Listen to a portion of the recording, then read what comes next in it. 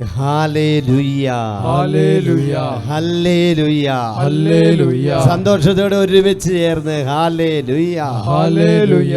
എൻ്റെ പ്രിയപ്പെട്ട സഹോദരങ്ങളെ, സാമുവേൽ പ്രവാചകന്റെ പുസ്തകം 2-ാം പുസ്തകത്തിൽ 2-ാം അധ്യായത്തിൻ്റെ 7-ാമത്തെ തിരുവചനം, നിങ്ങൾ ഇത് ചെയ്തതുകൊണ്ട് ഞാനും നിങ്ങളോട് ദയ കാണിക്കും, നിങ്ങളുടെ കരങ്ങൾ ശക്തമായിരിക്കട്ടെ, ധീരന്മാരായിരിക്കുവിൻ. കർത്താവിൻ്റെ ജനത്തോട് കർത്താവ് ദാവീദിലൂടെ വലിയൊരു കാര്യം പറഞ്ഞു വച്ചു.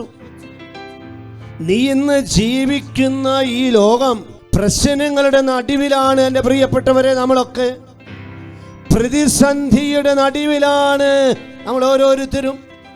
ജീവിതത്തിൻ്റെ പ്രതിസന്ധിയുടെ ഒരു വലിയ അവസ്ഥയിലൂടെയാ നമ്മുടെ ജീവിതമൊക്കെ കടന്നു പോകുന്നത്. അത് കുടുംബജീവിതമാകട്ടെ, അത് പൗരോഹിത്യ ജീവിതമാകട്ടെ, സന്യാസ ജീവിതമാകട്ടെ, ഏത് ജീവിതമാകട്ടെ, അതൊരു ജോലി മേഖലയാകട്ടെ, ബിസിനസ് മേഖലയാകട്ടെ, ശുശ്രൂഷ മേഖലയാകട്ടെ, പഠന മേഖലയാകട്ടെ, യുവത്വത്തിൻ്റെ ജീവിതത്തിൻ്റെ മേഖലകളാകട്ടെ, പ്രിയപ്പെട്ടവരെ, നമ്മളൊക്കെ കർത്താവ് ഇന്ന് നമ്മളെ വിളിച്ചിരിക്കുന്നത് ഈ പ്രതിസന്ധിയിലൂടെ മുന്നോട്ട് പോകണം. പ്രശ്നങ്ങൾ വരും, പ്രതിസന്ധികൾ വരും, തകർച്ചകൾ വരും, രോഗങ്ങൾ വരും, കഷ്ടപ്പാടുകൾ വരും, തെറ്റിദ്ധാരണകൾ വരും, പരാജയങ്ങൾ വരും. ജീവിതത്തിൻ്റെ വ്യത്യസ്തമായ പരുത്ത അനുഭവത്തിലൂടെയാണ് കർത്താവ് ഇന്ന് നമ്മളെ നയിക്കുന്നത്. ഇങ്ങനെയൊരു പശ്ചാത്തലത്തിൽ വേണം ഇന്നത്തെ ഈ വചനം നമ്മൾ ഓരോരുത്തരും ധ്യാനിക്കാനായിട്ട്. ഞാൻ നിങ്ങളോട് കരുണ കാണിക്കും, ഞാൻ നിങ്ങളോട് ദയ കാണിക്കും, നിങ്ങളുടെ കരങ്ങൾ ശക്തമായിരിക്കണം. പ്രിയപ്പെട്ട ദൈവമക്കളെ, നന്മ ചെയ്യുന്നതിൽ, കുടുംബത്തില്, സമൂഹത്തില്, അത് ആരുമാകട്ടെ, നന്മ ചെയ്യുന്ന കാര്യത്തിൽ നമ്മുടെ കരങ്ങൾ തളർന്നു പോകരുത്. നമ്മുടെ കരങ്ങൾ ശക്തമായിരിക്കണം. എന്നിട്ട് കർത്താവ് പറയാ, നിങ്ങളുടെ മനസ്സിടിഞ്ഞു പോകരുത്. ഈ അവസ്ഥകളൊക്കെ വരുമ്പോൾ നിങ്ങൾ തളർന്നു പോകരുത്, ധീരന്മാരായിരിക്കുമീൻ. നമ്മോട് ശക്തിപ്പെടാൻ കർത്താവ് ഉദ്ബോധിപ്പിക്കുക. നമ്മൾ ആത്മാവിൽ ബലപ്പെടണം. പ്രിയപ്പെട്ടവരെ, ഒരുപക്ഷെ ആരോഗ്യം കൊണ്ടോ പണത്തിന്റെ കഴിവ് കൊണ്ടോ ഒന്നും ജീവിതം നിലനിൽക്കുമെന്ന് നീ കരുതരുത്. കർത്താവിൻ്റെ ആത്മാവിനാൽ നിറയപ്പെട്ട് നാം ഓരോരുത്തരും 21-ാം നൂറ്റാണ്ടില് ശക്തരായ കർത്താവിന്റെ ധീര പടയാളികളാകാൻ യേശു നമ്മളെ വിളിക്കുക. ഈ പ്രബോധനം കേട്ട് ബലപ്പെട്ട് ശക്തിപ്പെടട്ടെ നമ്മുടെ ജീവിതത്തിന്റെ മേഖലകളിൽ. അതിനുവേണ്ട കൃപയാണ് കർത്താവ് നമുക്ക് തരുന്നത്. അതിനുവേണ്ടി നമുക്കിപ്പോ പ്രാർത്ഥിക്കാം. കർത്താവേ,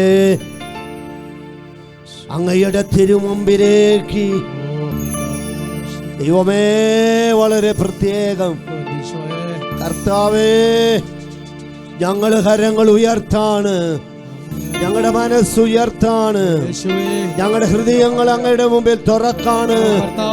ജീവിതത്തിന്റെ വ്യത്യസ്ത അനുഭവങ്ങൾ വരുമ്പോൾ കർത്താവെ, തളർന്നു പോകുന്ന മക്കള്, കർത്താവെ, ജീവിതത്തില് മനസ്സിടിഞ്ഞു പോകുന്ന മക്കള്, ജീവിതത്തില് ഇങ്ങനെ പരാജയപ്പെട്ടു പോകുന്ന മക്കള്, കർത്താവെ, നിന്നെ കരമുയർത്തണമേ.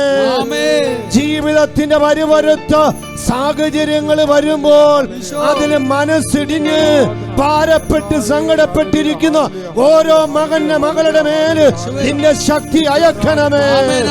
തളർന്ന മനസ്സുകൾ ബലം പ്രാപിക്കട്ടെ, തളർന്ന കരങ്ങൾ ശക്തി പ്രാപിക്കട്ടെ, മനസ്സിടിഞ്ഞു പോയ അവസ്ഥകൾ പുനരുദ്ധരിക്കപ്പെടട്ടെ, വിടുതൽ പ്രാപിക്കട്ടെ, തളർന്ന ജീവിതങ്ങൾ ഉയർത്തെഴുന്നേൽക്കപ്പെടട്ടെ, ഇപ്പോഴും എപ്പോഴും എന്നേക്കും.